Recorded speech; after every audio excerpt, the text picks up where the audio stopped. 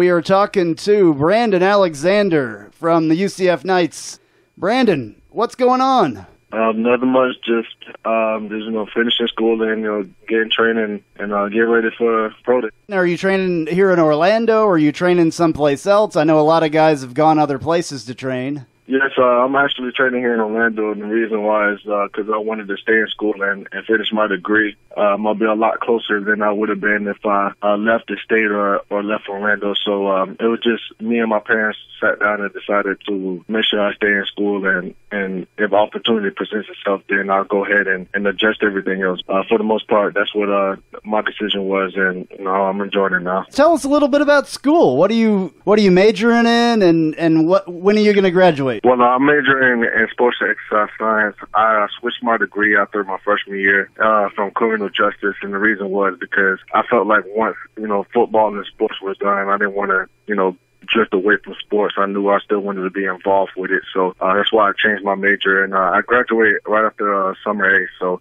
it's coming down pretty quickly. I know it kind of seems like a fall away, but I said that about the football season earlier, and now look where we're at. So it goes by fast, doesn't it? What's your preparation like for Pro Day, and what do you know about that when it's coming up? Pro Day is on March 25th, and my preparation towards is always has been as far as getting into school and actually being able to have an opportunity to actually get a chance to play and get a chance to showcase my abilities and everything, and that's how it's always been. And again, I walked on my freshman year at UCF, and Coach OLeary gave me a chance and opportunity to actually start my freshman year, and I took advantage of that and ran away with it. And so again, this is just another opportunity for me to go out and showcase my skills, and almost each and every day I go in pretty early, like 10:30, and get some workouts in and hit the field and critique my techniques and everything. So it's actually going pretty good. Knights fans have been so focused on National Signing Day and the recruiting. Take us back to that experience for you. What was that like to be recruited?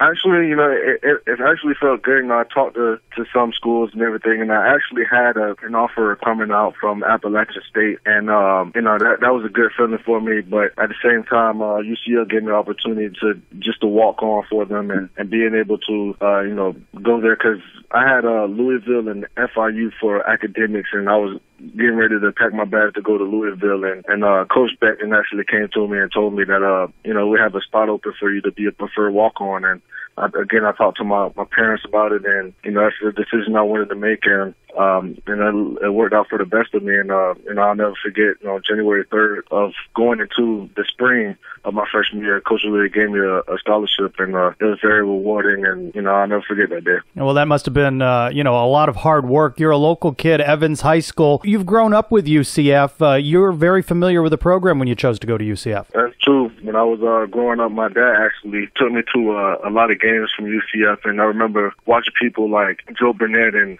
Kevin Smith, and Rocky Ross was actually one of my favorite players coming out of middle school and high school, because I don't know, he just electrified the building for me, and just going to those games made me realize that football was for me, and I wanted to join a school like this. And it's ironic how that just came around and came about, and just going to those games just felt wonderful, because it was at the old stadium in the Citrus Bowl, and I used to watch it all the time, and just to play for UCF was just a great thing for me, and I appreciate everything they done. All right, well, football was definitely for you. We were glad that you chose football. A couple of highlights that I remember specifically from your career, the last 2 years in a row, you have single-handedly pretty much kept Houston from beating the UCF Knights. What can you tell me about those two plays over the last 2 years? Well, for those two games those were ridiculous. I've never played in a game like that. Both games came down to basically the last second or the last play. Both of them were on the defensive side, and they were driving on us on both years. They drove the whole field on us, and clocks winding down for the first time we played them my junior year. It took 4 downs, and those were the longest 4 downs that I've ever played in my life. It was crazy. It was, the thing was we had our fan base behind us, so they was going into the student section, and you could just hear everybody roaring. And the last play, they ran like a pick play, and he just ran across the middle, and I just so happened to be there, and the quarterback threw it there, and once the ball was in there, I just made sure I didn't hit the ball, I hit his hand, and the ball came out, and everything was just, the room just, electrified. Everything was just going crazy. And the crazy thing about it, the same thing happened next year. Last year, the quarterback was running around everywhere. It's a very good quarterback, and he dove, and what happened is I dove, and again, I hit his arm, and the ball came out. And at first, I didn't know what happened, and I was like, oh my goodness, we just lost the game. And Clayton Gethers came towards me. He was like, get up. And I was like, what happened? And they're like, we won. It was a touchback. And from that point on, everybody just like ran off the field, celebrated and everything. It was a wonderful feeling. But, my mom always tells me every time I see it, like, y'all always find the way to give us a heart attack until the end of the game. But, it's a wonderful feeling, and it was amazing. It was amazing. What's it like to know that you're part of a legendary couple of plays in UCF history? We talk about J.J. Wharton's catch and that Hail Mary at the end of the East Carolina game, but your two plays are going to be a part of UCF lore for the rest of sports history for us. It's just a wonderful feeling that I'll be a part of those plays, especially with J.J. having that amazing one-hand catch at Temple game to bring us back in the game and actually, have us win. And, one of the stand-back runs over versus Rucker, along with the, Fiesta Bowl win and my two plays from Houston. It's just, you can actually go, through the years at UCF, especially when I've been there with a Kamar interception. He had an interception at home versus a team, and everything was just crazy. It's just an honor just to be, one, a part of UCF, and two, to be a part of those memorable plays. And we'll never forget those plays, especially as we was being here. What's your plans for the future? My plans now is if God bless that I'll be able to just to even get an opportunity to go in and play in the NFL. And, that's all it takes. It takes opportunity. And once you get the opportunity, it's up to you to try to run with it and do the best you can with it. And that's my plans. But if not, and the reason why that I went to school is to, get an education and make sure I have a fallback in the second plan. And I thought about, coaching, physical therapy, personal trainer. And that's why I wanted to go into sports exercise science, so I can have a lot of different branches and genres that I can do. But again, right now the goal is to graduate, and the goal is to give myself a better opportunity for me to enter go into the NFL and make an impact. You have that highlight reel, but if you were having a one-on-one with a coach or a general manager and you say, this is why you should draft me, Brandon Alexander, what do you tell them? Why you? I'll tell them that I'm a very hard worker. It's been like that my whole life. Again, I walked on and, I prove people wrong all the time, and I go in and I just work hard. I might not be the fastest, the strongest or the best person on the team, but one thing that nobody can take from me is my hard work and basically how my motor, how well I run. I go and play special teams. Anything that you ask me to do, I'll go do it. I'm a yes sir, no sir, come from a good home, everything.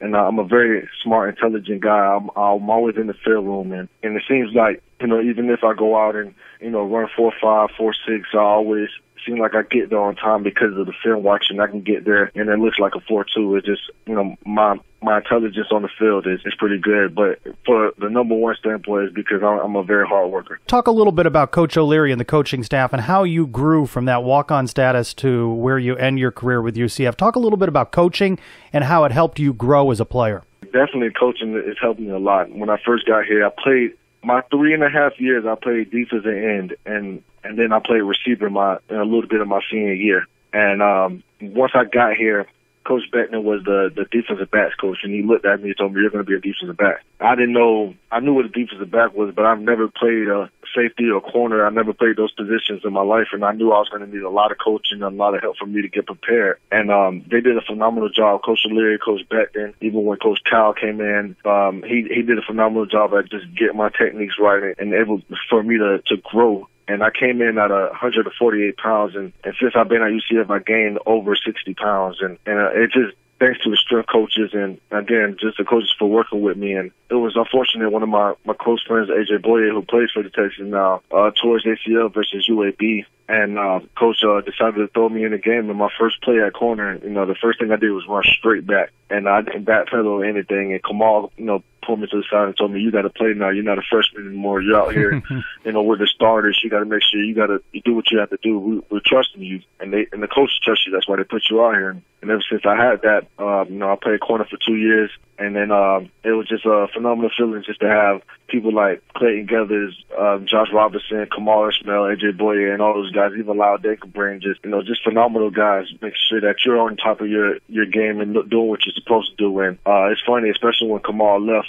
that's when I moved to free safety. And having that Kamal, I felt like I had that Kamal mindset. Like I wanted to do everything, right, do everything correct, because I looked up to Kamal and I looked up to A.J. and those guys. And even so, I looked up to Clayton Geathers and Terrence Plummer and those guys. Those basically are the leaders of our defense. And even when I was a leader myself, you always got to get better, always find a way to push each other and everything. And those guys I always look up to, especially hard times in practice and in the games, and when coaches are pushing you hard, and you just got to get through it. And I appreciate everything they've done, especially the coaches and Coach Kyle having our back. And he did a phenomenal job with all of us, and Clayton Geathers, Jacoby Grant, Jordan Ozarisa, DJ Killings, and all those guys. They did a phenomenal job this year. Since you're leaving and a bunch of other people are leaving, what's left with UCF? Who's the guys that they have left, coming in this year, maybe some new people that really stand out to you? Honestly, as far as like the new recruits, I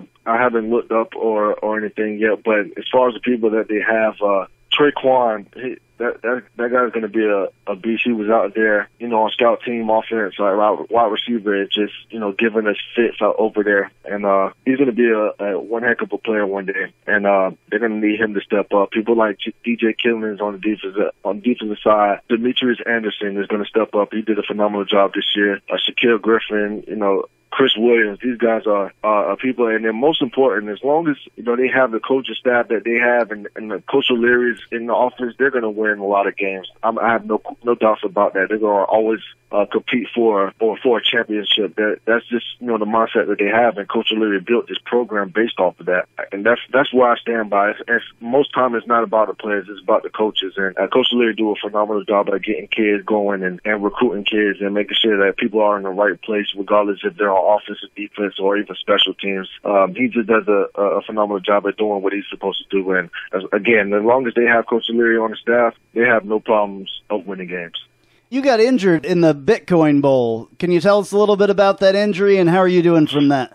I dove in for a tackle and I missed, and one of our defensive linemen's knee hit my lower right back, and I was unable to walk for about a good 5-6 days. And honestly, I'm 100% now. I went to the doctor and got an MRI and everything, and I'm 100%, and I feel good. But it's just sad that I couldn't finish my last collegiate game. I cried and everything, and but the big thing is I wanted to go back out there and support. So I came back on crutches, making sure the sidelines were good, and making sure just to be out there to support my team. And again, I think Trylko Johnson did a terrific job of going in there and filling in and doing what he's supposed to do. And honestly, he's played well this season, especially when I got hurt at Missouri. When I got out for a concussion, the third play of the game, he basically played the whole game, and I think he did a pretty good job. He still had some mental lapses because he hasn't been on the field as often, but those game reps and in those moments is going to get him involved. And I think that he's going to be one of the big leaders on that team